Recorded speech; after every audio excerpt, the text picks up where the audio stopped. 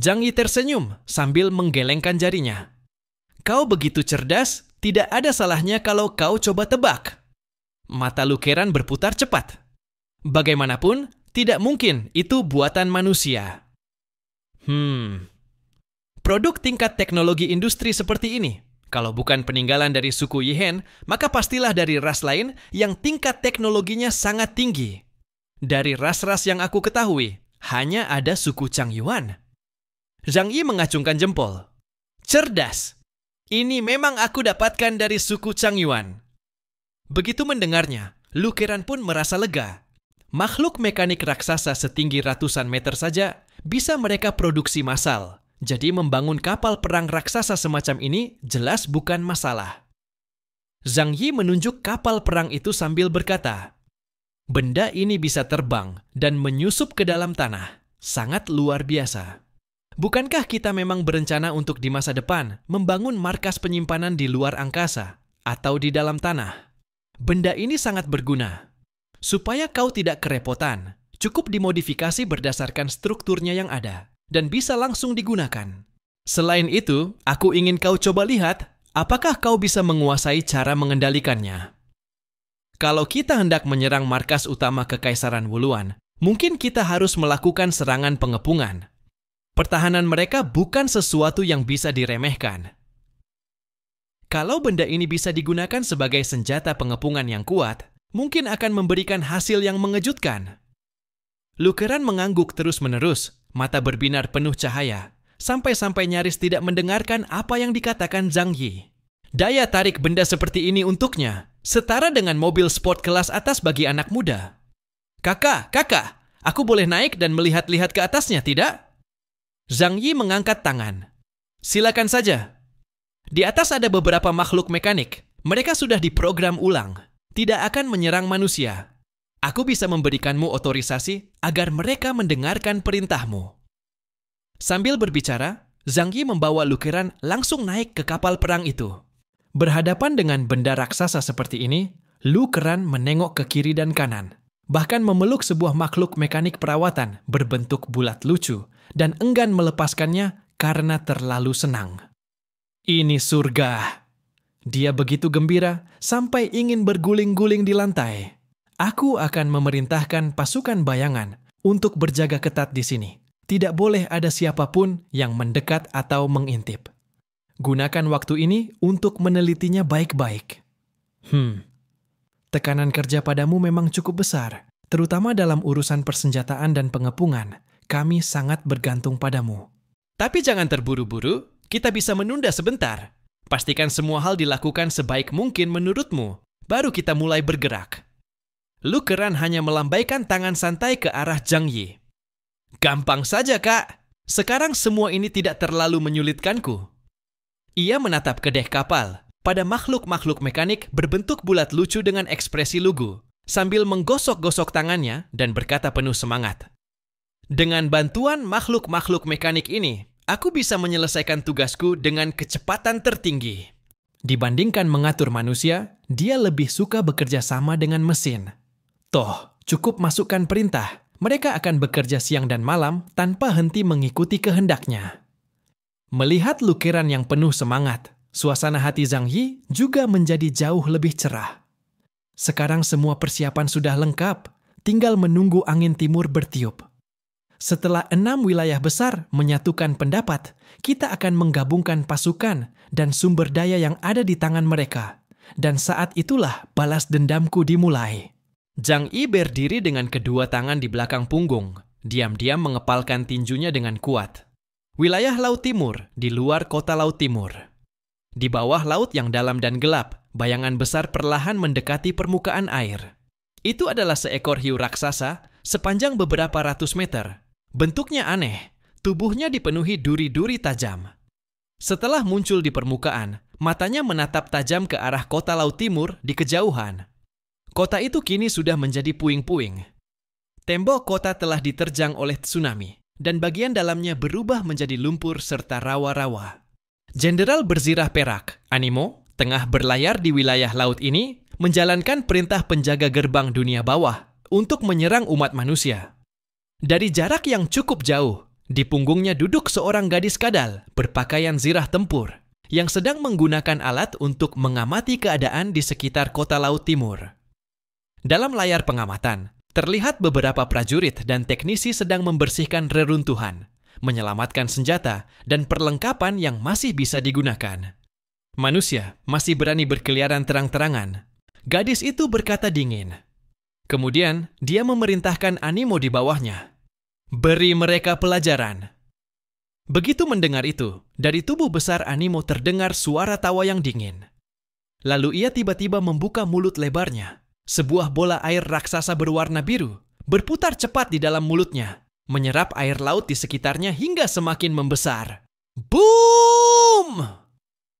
Bola air biru itu meledak secara tiba-tiba, menembak deras ke arah kota Laut Timur, membawa serta miliaran ton air laut, dan menciptakan ombak besar yang menjulang ke langit sepanjang lintasannya. Beberapa saat kemudian, dari kawasan kota Laut Timur terdengar ledakan dahsyat. Puing-puing bangunan beterbangan dan tembok kota yang sudah hancur sebelumnya kembali dihantam hingga terbuka lubang besar. Setelah memastikan tidak ada lagi tanda-tanda kehidupan di area sasaran, gadis itu baru berkata kepada Animo, "Operasi hari ini cukup sampai di sini.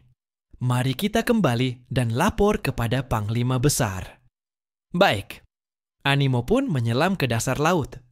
Makhluk raksasa ini dengan lincah membalik arah dan berenang cepat menuju arah lembah kabut Pulau Bintang.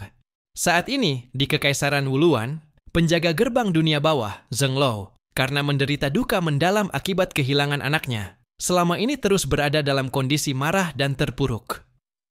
Ia mendambakan balas dendam, namun tentang apa yang sebenarnya terjadi di tempat penyegelan saat itu, ia sama sekali tidak tahu, sebab area khusus itu membuat sinyal komunikasi tak bisa keluar. Satu-satunya hal yang bisa ia lakukan adalah memabukkan diri dengan alkohol untuk sementara waktu melupakan rasa sakitnya.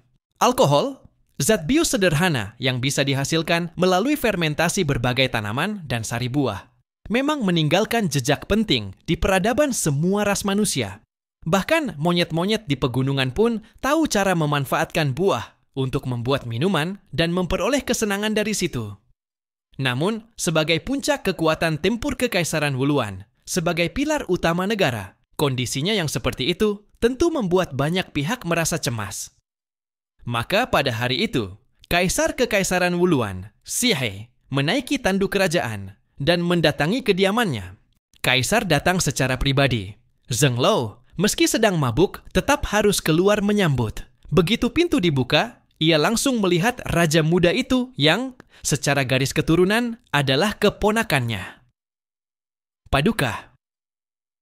Paman Zhenglou tak perlu banyak basa-basi. Aku sudah tahu tentang kejadian yang menimpa Pokong, dan aku sangat menyesal. Tapi engkau adalah panglima tertinggi Kekaisaran Wuluan, pemimpin 3 angkatan perang, pilar yang menjaga stabilitas kekaisaran. Jika terus begini, akan sangat merugikan kestabilan negara. Xi mengibaskan tangannya dengan mantap, dan jubahnya berkibar hebat. Kau kehilangan 1 anak laki-laki, maka aku akan memberimu banyak anak laki-laki sebagai gantinya. Begitu ucapannya selesai, dari belakangnya berjalan masuk lebih dari 10 gadis kadal. Sebagian dari mereka bertubuh tinggi dan kuat, tampak jelas telah melalui pelatihan yang baik. Sebagian lainnya berkulit putih dan bertubuh menggoda, berbagai macam rupa. Di antara mereka ada wanita tercantik, sekaligus para petarung wanita terbaik dari kaum kadal. Zhenglou melihat pemandangan seperti ini, dan seberkas keterkejutan pun melintas di mata yang biasanya sangat tajam itu. Yang mulia, apa maksud Anda dengan semua ini? Xi berkata dengan tenang. Setelah era kita berakhir, demi membatasi skala perkembangan ras kita tidak berani mengembangkan teknologi dan populasi, dan hanya bertahan hidup sampai hari ini. Bahkan keluarga kerajaan pun harus mematuhi prinsip pembatasan jumlah keturunan. Tapi sekarang, era baru akan segera datang. Tatanan lama juga harus dihancurkan. Paman Raja, gen unggul sepertimu tidak boleh disia-siakan. Demi masa depan Kekaisaran Wuluan, aku memerlukanmu untuk mewariskan genmu. Ia menunjuk ke arah para wanita itu. Para wanita ini, beberapa adalah prajurit wanita terbaik. Jika kau bersatu dengan mereka, ada kemungkinan besar keturunan kalian akan menjadi individu dengan kekuatan luar biasa. Kalau kau tidak menyukai jenis ini, masih ada wanita cantik lainnya. Aku harap kau tidak terus tenggelam dalam kesedihan karena kehancuran dunia." Zheng-Lo mengangkat pandangannya dan mengamati para wanita kadal betina itu dengan saksama. Dan benar saja, masing-masing dari mereka adalah betina unggul yang sangat langka. Sebenarnya, penampilan orang kadal cukup mirip dengan manusia. Hanya saja mereka memiliki tubuh yang lebih tinggi, ekor di punggung, kulit bersisik, dan tanduk di kepala. Namun secara keseluruhan, tidak jauh berbeda dari manusia. Itu adalah pilihan Sang Pencipta. Setiap generasi manusia memiliki kecenderungan serupa dalam penampilan secara keseluruhan. Ketika Zheng-Lo melihat seorang kadal betina berwarna putih yang cantik, ekspresinya berubah terkejut. Ia mengenali wanita itu. Dia adalah selir kesayangan Si Yi. Yang mulia, bukankah ini selir Anda? Zheng-Lo menunjuk ke kadal betina itu, agak meragukan apakah dirinya masih mabuk. Benar. Di wajah Si Yi tidak tampak kesedihan apapun, seolah semuanya memang sewajarnya. Jika dibandingkan denganmu, tiang utama Kekaisaran Wuluan, seorang selir bukanlah apa-apa. Selama kau mau bangkit kembali, bahkan takhta ini pun bisa aku serahkan padamu. Perkataan Si Yi penuh ketulusan. Ini bukan basa-basi untuk menarik hati, tapi benar-benar keluar dari lubuk hati. Dari mana asal keluarga kerajaan Kekaisaran Wuluan? Itu adalah keturunan dari anggota terkuat suku Wuluan di penghujung era Ji. Eksistensi keluarga kerajaan adalah untuk melindungi seluruh Kekaisaran Wuluan. Leluhur itu terus berkembang biak dan melahirkan lebih dari 100 anak. Dari 100 lebih keturunan itu, lahir banyak keturunan yang kuat. Dan keturunan mereka pun harus bersatu dengan kadal betina terbaik untuk menghasilkan keturunan yang lebih unggul. Keturunan-keturunan ini selalu mengingat satu tanggung jawab, melindungi seluruh Kekaisaran Wuluan. Mereka tahu bahwa Kekaisaran Wuluan selalu berada dalam bahaya. Bencana alam seperti banjir besar, pergeseran kerak bumi, letusan gunung berapi, bencana buatan manusia tersembunyi di seluruh penjuru dunia ini, dan masih ada ras kuat lainnya yang jika bertemu bisa mengakibatkan kepunahan. Mereka juga harus berhati-hati agar tidak ditemukan oleh manusia daratan, karena itu akan melanggar tabu Sang Pencipta. Selama waktu yang sangat panjang, mereka hidup dalam lingkungan penuh ketidakpastian ini, dan itu yang membuat mereka tetap waspada. Mereka yang memiliki kekuatan besar memegang komando militer. Keluarga kerajaan yang bijak menjadi kaisar. Mungkin ada kepentingan pribadi, tapi kelangsungan hidup seluruh kekaisaran dan ras adalah yang paling mereka utamakan. Melihat ketegasan dalam mata sang kaisar, Zheng-Lo yang hatinya penuh luka pun bangkit kembali. Benar, ia tidak bisa terus-menerus terpuruk, karena keterpurukan tidak akan mengubah keadaan. Aku mengerti. Ia mengulurkan tangan dan berkata, "Para wanita ini biarkan tetap di sini. Aku tidak akan mengecewakan harapan Anda. Tapi saat ini, aku masih memiliki hal yang sangat penting untuk dilakukan." Si mengangguk puas. "Apa yang ingin kau lakukan? Jangan-jangan ingin memulai perang?" Zheng-Lo mengundang Si masuk ke dalam ruangan, lalu membuka sebuah peta daratan untuk ditunjukkan padanya. Melancarkan perang terhadap negara Huaxu di dunia manusia sangatlah penting bagi kita. Tanah ini sangat dekat dengan kita dan memiliki sumber daya yang melimpah. Ketika kiamat datang nanti, tempat ini pasti akan menjadi lokasi perebutan antar peradaban. Ia menunjuk 3 wilayah di atas peta. Terutama adalah benua Australia, benua Amerika Utara, dan benua Asia. Ketiga tempat ini sangat cocok untuk melahirkan peradaban baru.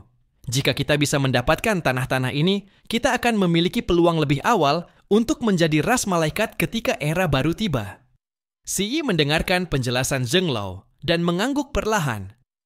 Tapi bagaimana dengan ras yang berada di bawah tanah negara Huaxu? Zheng-Lo terdiam sejenak, lalu menggeleng dan berkata, "Saat ini belum ada cara yang lebih baik untuk mengatasi mereka."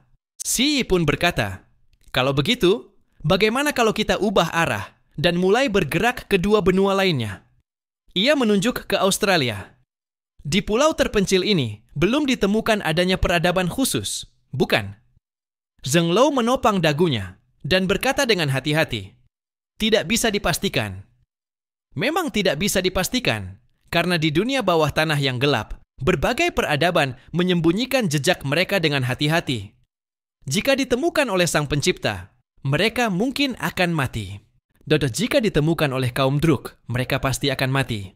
Jika ditemukan oleh ras kuat lainnya yang berniat jahat dan ingin merebut sumber daya yang terbatas, mereka pasti akan mati. Di planet ini, bahaya mengintai di mana-mana. Kecuali kau adalah peradaban yang benar-benar diberkati oleh langit, kehancuran suatu ras bisa terjadi dalam sekejap mata. Si Yi lalu menunjuk ke benua Amerika Utara. Kalau di sini? Di sana? Zheng Lo berkata dengan pasrah. Sudah dipastikan, di sana memang ada peradaban lain. Dan mereka muncul lebih awal dari kita. Mungkin sudah menjalin hubungan dengan manusia di permukaan. Si Yi benar-benar kehabisan kata. Setelah berpikir panjang, ternyata tidak ada satupun tempat yang bisa dijadikan sasaran. Kalau begitu, apa rencanamu? Si Yi menatap Zheng Lo, matanya penuh ketidakberdayaan. Namun Zheng Lo berkata dengan serius, "Tolong jangan cemas. Kehancuran negara Huaxu adalah hal yang pasti. Setelah era ini berakhir, keberadaan di bawah tanah itu tidak akan melindungi mereka, bahkan mungkin akan menyerang mereka. Saat ini, aku terus mengirim pasukan untuk mengganggu perbatasan pesisir mereka, itu untuk menguji batas kesabaran ras tersebut. Aku sedang menunggu kesempatan." Ia menatap tanah negara Huaxu. Tanah ini memiliki aura yang tidak biasa. Tidak seharusnya dikuasai oleh makhluk-makhluk lemah dan menjijikkan itu. Dan peradaban yang berada di bawah tanah-tanah ini juga bukanlah kekuatan yang tak terkalahkan. Aku akan membuat mereka tahu betapa kuatnya Kekaisaran Wuluan. Jadi sekarang, kita harus bersiap seluruh rakyat menjadi prajurit. Zheng Lo menatap Si Yi, sorot matanya penuh ketegasan. Perkuat seluruh pertahanan Kekaisaran Wuluan, selalu siap tempur. Selain mengawasi negara Huaxu dan negara-negara manusia lainnya, kita juga harus waspada terhadap invasi dari peradaban bawah tanah lainnya. Si Yi mengangguk dan berkata, "Urusan militer sepenuhnya kuserahkan padamu." Si Yi meninggalkan ruangan Zheng Lo. Pada saat yang sama, dua orang yang sedang keluar melaksanakan tugas sudah kembali dan tengah menunggu. Zheng Lo memanggil mereka masuk dan bertanya, "Bagaimana? Apakah manusia dari negara Huaxu menunjukkan tanda-tanda pergerakan?" Animo menyeringai sambil mencibir, lalu tertawa dingin. "Mereka sudah ketakutan karena kita." Kota yang bernama Tianhai itu, manusianya sudah sepenuhnya pindah. Sepertinya mereka pergi ke daerah pedalaman. Di kota Donghai masih ada sekelompok kecil manusia yang beraktivitas. Aku telah memberikan mereka sedikit peringatan. Jika mereka masih tidak mau pergi, aku akan membunuh semua orang di sana. Zheng Lo bertanya, apakah mereka tidak menunjukkan tanda-tanda mengumpulkan kekuatan militer? Singa saat memburu kelinci pun menggunakan seluruh kekuatannya. Zheng Lo sengaja menekan Zhang Yi dan yang lainnya, tujuannya adalah untuk benar-benar memancing kemarahan mereka, lalu memicu perang. Saat itulah dia bisa memusnahkan seluruh kekuatan tempur terkuat milik negara Huaxu. Animo mengangkat tangan dan tertawa. Mereka melawan Kekaisaran Wuluan kita? Apa mereka punya kekuatan untuk itu? Zheng Lo lalu melihat ke arah gadis kadal di sampingnya, Bing Lihuan. Dia pun mengangguk dan berkata, "Tidak ada tanda-tanda mereka mengumpulkan kekuatan militer. Mereka pengecut dan lemah, tidak punya keberanian untuk melawan kita." Namun Zheng Lo tidak berpikir demikian. Jangan pernah meremehkan musuhmu. Sekalipun itu adalah ras yang lemah, tetap saja mereka adalah ciptaan langsung dari Sang Pencipta. Kita harus selalu waspada terhadap mereka agar tidak tergelincir di selokan. Bing Lihuan berkata, "Tenang saja. Tingkat teknologi mereka terlalu rendah, sama sekali tidak memiliki kemampuan untuk menyerang kita." Kekaisaran Wuluan terletak di kedalaman 25.000 meter di bawah permukaan tanah. Pasukan manusia hanya memiliki satu jalur untuk masuk ke wilayah ini, yaitu melalui lembah kabut Pulau Bintang. Setelah melewati zona racun yang sangat korosif, mereka harus terus menuruni jurang yang sangat dalam. Kadar oksigen di bawah tanah sangat tipis. Para manusia kadal sudah terbiasa hidup dalam lingkungan dengan oksigen rendah. Namun begitu manusia masuk ke wilayah ini, mereka akan kesulitan beradaptasi, sebagaimana manusia kadal yang tidak tahan terhadap sinar ultraviolet. Jika pasukan dari negara Huaxu benar-benar berani menyerang ke sini, mereka hanya perlu bertahan di bagian bawah gua dan mengarahkan meriam laser ke langit, maka sebagian besar musuh bisa dimusnahkan. Belum lagi mereka juga memiliki keunggulan alamiah dalam hal medan tempur. Zheng Lo mengangguk. Tentu saja dia juga sangat memahami hal ini. Kalau begitu, mari kita siapkan serangan tsunami kedua. Setelah serangan sebelumnya, dia memastikan satu hal. Ras naga tidak akan dengan mudah muncul ke permukaan dunia. Sama seperti dirinya, mereka takut terhadap kehendak Sang Pencipta. Yang kedua, ras naga tidak peduli dengan kelangsungan hidup manusia. Mungkin mereka hanya tidak ingin wilayah mereka diganggu oleh ras lain. Maka, tsunami adalah metode serangan yang sangat baik. Tsunami hanya akan menyapu bersih serangga-serangga di permukaan tanah, namun tidak akan menghancurkan tanah itu sendiri. Jika setelah serangan kali ini mereka masih tidak menunjukkan tindakan apapun, maka kita lanjutkan dengan serangan ketiga. Keempat, Zheng Lo menatap pota dunia besar di hadapannya. Mengikuti arah arus laut, kita hanya perlu sedikit mengarahkan cuaca dan menggabungkannya dengan kekuatan senjata kiamat. Ini bukan hal yang sulit. Waktu 3 hari pun berlalu dengan cepat. Pada hari ketiga, Zhang Yi akhirnya menerima jawaban dari wilayah Agung Shengjing. Tidak mengejutkan, mereka bersedia memberikan dukungan dalam bentuk senjata, sumber daya, dan kekuatan militer dalam operasi militer khusus terhadap Kekaisaran Wuluan di masa depan. Namun, mengenai skala bantuan yang akan diberikan secara spesifik, hal tersebut masih perlu didiskusikan lebih lanjut dengan Zhang Yi. Setelah pernyataan dari wilayah Agung Shengjing, wilayah Timur Laut juga segera memberikan tanggapan dan menyatakan kesediaannya untuk mengirim pasukan. Dengan ini, seluruh negara Huaxu bisa dikatakan telah mencapai kesepakatan operasi militer bersama. Hal berikutnya yang perlu didiskusikan adalah seberapa besar kekuatan militer yang akan digerakkan untuk bertempur melawan Kekaisaran Wuluan. Dan bagaimana strategi pertempurannya? Faktanya, kebingungan yang melanda wilayah-wilayah lain saat ini berasal dari terlalu sedikitnya informasi yang diungkapkan oleh Zhang Yi. Bisa dibilang, Zhang Yi mempertaruhkan kekuatan pribadi dan reputasinya untuk meyakinkan wilayah-wilayah lain agar menyatakan sikap meskipun belum jelas situasinya. Meskipun mereka sudah menyetujui, mereka tetap merasa bahwa menyerang langsung ke wilayah utama Kekaisaran Wuluan terdengar sangat tidak masuk akal. Paling-paling, mereka hanya akan membentuk pasukan penahan di laut dan melawan pasukan laut Kekaisaran Wuluan yang berpatroli. Mari kita adakan pertemuan daring.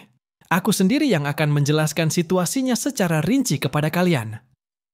Zhang Yi segera mengirim pesan ke para petinggi di semua wilayah. Tak lama kemudian, pertemuan daring tingkat tinggi yang melibatkan semua 6 wilayah pun dimulai. Di sebuah ruang rapat yang tenang di Benteng Tianhai, proyeksi setiap orang muncul dalam ruangan itu, sehingga tampak seolah-olah mereka benar-benar berkumpul secara fisik. Dari wilayah Agung Shengjing hadir Panglima tertinggi Meng Yuanjun dan para pejuang terkuat. Wilayah Timur Laut juga diwakili oleh Jenderal Tuaji Zhanghai, serta Han Shanzuo dan Hu Mengfang. Pasukan pengawal negara juga ikut serta dalam pertemuan ini, diwakili oleh Kaisar Hitam Zuanshu dan Kaisar Putih Xiao Hao. Dua pria yang mengenakan pakaian militer tebal ini langsung membawa suasana serius ke ruangan saat mereka muncul. Wilayah Barat Laut hanya diwakili oleh satu orang, yaitu Xiao Li. Wilayah Barat Daya diwakili oleh Panglima tertinggi saat ini, Luo Zuo, bersama dengan prajurit wanita berbeda dari kalangan orang asing yang sangat ia percayai, yaitu Sui Mail Bam. Dari wilayah Laut Timur, hadir Li Guangxiao bersama 2 perwakilan, yaitu Zuke dan Xuan Wu. Wilayah Selatan Jiangnan diwakili oleh Zhu Zeng, serta Zhang Yi dan Yang Xinxin dari pihak ini. Seluruh tokoh dengan kekuasaan dan kekuatan tertinggi di negara Huaxu berkumpul dalam pertemuan ini. Halo semuanya, para petinggi dari setiap wilayah dan pasukan pengawal negara, ini adalah kali kedua kita berkumpul bersama. Zhang Yi menjadi orang pertama yang berbicara. Sebagai penyelenggara pertemuan, ia memperkenalkan tujuan rapat ini. Seperti sebelumnya, tujuan kita mengadakan pertemuan ini adalah untuk menghadapi ancaman potensial dan ancaman yang sudah dekat dari Kekaisaran Wuluan. Sekarang, seluruh wilayah telah membentuk garis depan bersama, bersedia mengerahkan kekuatan militer, senjata, dan energi. Aku sangat senang. Ini menunjukkan bahwa hati kita sudah bersatu, dan tenaga kita pun sudah searah. Zhang Yi menyampaikan kata sambutan dengan senyum hangat. Dari wilayah Agung Shengjing, Meng Yuanjun tersenyum tipis dan berkata, "Hun Dun, kita semua sudah lama saling mengenal. Katakan saja, apa sebenarnya yang ingin kau lakukan, dan apa yang kau butuhkan dari kami, supaya kami juga bisa bersiap-siap." Zhang Yi meletakkan kedua tangannya di atas meja, sambil tersenyum. Namun tatapannya justru sangat tajam saat menyapu perlahan seluruh peserta yang hadir. Sebelumnya, karena aku belum tahu sikap kalian, maka ada beberapa hal yang belum aku jelaskan dengan gamblang. Itu semata-mata untuk menghindari masalah dan kepanikan. Nada pada dua kata terakhir ditegaskan oleh Zhang Yi. Mendengar kalimat ini, raut wajah semua orang di ruangan seketika berubah menjadi lebih serius. Kepanikan? Situasi seperti apa yang bisa membuat para panglima tertinggi dan orang-orang terkuat di 6 wilayah negara Huaxu merasa panik? Mereka semua mulai merasakan firasat buruk. Zhang Yi tidak lagi berputar-putar. Ia langsung berkata, "Akan aku katakan secara langsung. Pendapatku sebagai Hun Dun adalah membentuk satu pasukan besar yang terdiri dari para manusia super paling elit dan prajurit terbaik, lalu menyerbu langsung ke markas utama Kekaisaran Wuluan dan melenyapkan peradaban kuno itu sepenuhnya dari muka planet ini." Begitu kalimat itu keluar, semua orang pun terngangah. Apa?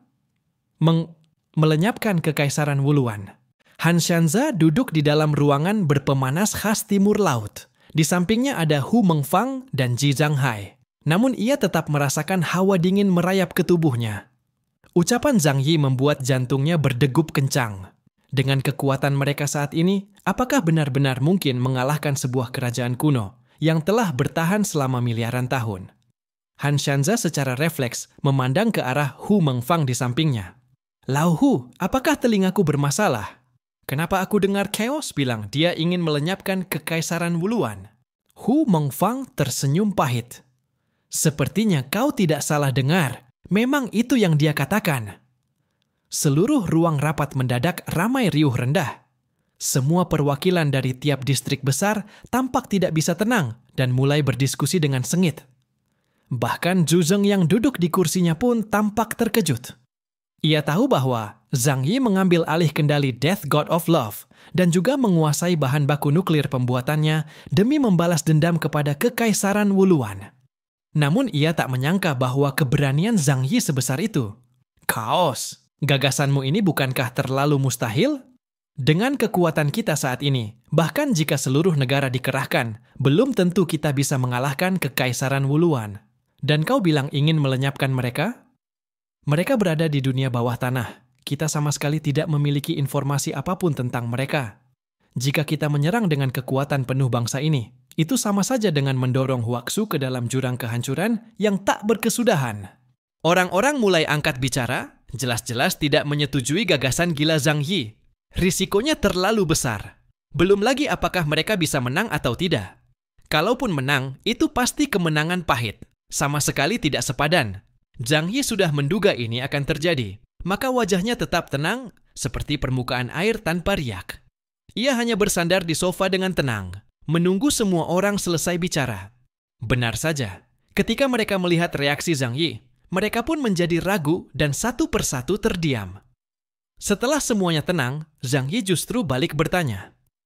"Saya ingin bertanya satu hal pada kalian. Apakah kalian benar-benar paham seberapa besar kekuatan yang saya dan tim saya kuasai?" Pertanyaan ini membuat semua orang terdiam. Zhang Yi memang menutup informasi mengenai kota Tianhai dengan sangat rapat. Tentang kekuatannya sendiri, barulah setelah mengalahkan Raja Arthur, mereka memiliki gambaran yang lebih jelas. Tapi, lalu kenapa? Tianhai hanya kota kecil, penduduknya hanya puluhan ribu orang, dan para berbeda hanya berjumlah beberapa ratus. Sekuat-kuatnya, paling hanya setara dengan kekuatan militer satu distrik besar. Mereka tak menganggap Zhang Yi memiliki sesuatu yang istimewa. Namun Meng Shuaijun merasa nada bicara Zhang Yi agak tidak biasa. Ia tahu Zhang Yi bukan orang yang gegabah, apalagi mencari mati. Kecuali, dia benar-benar sudah memiliki kekuatan yang mampu mengguncang kekaisaran Wuluan. Pikiran ini terasa mustahil, namun Meng Shuaijun tetap bertanya, apakah kau yakin bisa memimpin orang-orang kita untuk memusnahkan seluruh kekaisaran Wuluan? Zhang Yi terkekeh pelan. Sekarang keadaannya sudah seperti ini, tidak ada gunanya lagi menutup-nutupi. Beberapa hal memang sudah lama jadi spekulasi di luar, dan aku pun tak bisa sembunyikan terus. Jadi, aku akan beritahu kalian secara langsung. Di Fremons, saat bertemu dengan peradaban tingkat dewa itu, orang yang akhirnya berhasil melewati ujiannya adalah aku. Zhang Yi tidak menyebut nama Yang Xin. Ia secara naluriah ingin melindungi orang-orang terdekat dan menanggung risiko besar itu sendirian. Kalimat itu membuat jantung semua orang di ruangan itu langsung berdebar kencang. Kekuatan ras Yihen sudah pernah disaksikan secara langsung melalui rekaman oleh para pemimpin tingkat tinggi dari seluruh negara di dunia. Itu adalah peradaban kuno super kuat yang sulit dibayangkan. Bahkan penjaga pintu gerbang mereka, makhluk mekanik berbentuk gurita, mungkin sudah cukup untuk menghancurkan banyak negara manusia super kuat. Dan sekarang, Zhang Yi mengatakan bahwa dia telah mewarisi peradaban mereka, namun pada waktu itu, tubuhnya penuh luka, dan dia bilang bahwa dia gagal. Perlahan-lahan, pandangan orang-orang terhadap Zhang Yi berubah menjadi iri, takut, dan juga geram. Mereka mulai menyadarinya. Jika semua yang Zhang Yi katakan itu benar, maka memang hanya dia yang bisa melakukan hal semacam ini. Diam-diam dia mengambil semua keuntungan, lalu berpura-pura kalah agar orang lain tidak mengetahui kekuatan aslinya. Pantas saja saat itu kau begitu dermawan. Setelah kembali dari Fremons, kau membagikan banyak makhluk mekanik ke tiap distrik besar untuk diteliti. Rupanya, kau memperoleh hadiah yang paling berharga. Han Shenza menghela napas panjang. Sudah kuduga, itu bukan gayamu. Dalam hati semua orang dipenuhi rasa penasaran. Mereka semua ingin tahu apa sebenarnya yang didapat Zhang Yi dari ras Yihen. Namun tidak ada yang berani bertanya langsung. Tapi Zhang Yi belum selesai berbicara. Ia melanjutkan, belum lama ini aku mendapat undangan ke Afrika Utara. Maaf, aku diam-diam lagi-lagi menyelesaikan satu perkara besar. Kalian masih ingat kemunculan iblis raksasa di langit atas Chernobyl waktu itu? Hou Tu mengangguk. Dalam Shan Hai Jing, itu disebut sebagai Zulong, binatang suci dari zaman purba. Dalam mitologi barat, ia dikenal sebagai Mammon, dosa ketamakan, salah satu dari 7 raja iblis neraka. Zhang Yi berkata datar, aku pergi ke mata iblis, bekerja sama dengan beberapa negara Nordik dan takhta suci, dan kami berhasil menyegelnya kembali. Ruang rapat menjadi begitu sunyi, sampai suara helaan napas terdengar sangat jelas. Mata semua orang membelalak menatap Zhang Yi seakan sedang melihat makhluk aneh. Mayoritas dari mereka tidak tahu soal ini. Hanya distrik besar Shengjing yang melalui jaringan intelijennya yang kuat mendengar sedikit informasi tentang kejadian tersebut. Namun mendengarnya langsung dari mulut Zhang Yi, wajah Hou Tu pun terlihat sedikit terpengaruh. Ia merasa Zhang Yi seperti orang gila, terus-menerus nekat melakukan misi-misi berbahaya. Tapi, justru karena ia terus masuk ke berbagai wilayah terlarang itulah, Zhang Yi mampu berkembang secepat ini dan mencapai titik seperti sekarang. Sebaliknya, orang-orang lain nyaris tidak mengalami kemajuan.